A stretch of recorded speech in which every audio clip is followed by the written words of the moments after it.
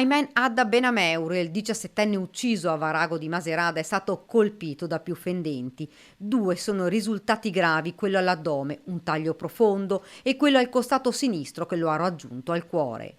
Questo sarebbe quello fatale. L'esame autoptico avrebbe anche rivelato altri tagli superficiali alle spalle del giovane. Non ci sarebbero lesioni da difesa. Ayman sarebbe morto pochi secondi dopo il colpo mortale. Intanto continuano le indagini da parte dei carabinieri per far luce su questa tragedia.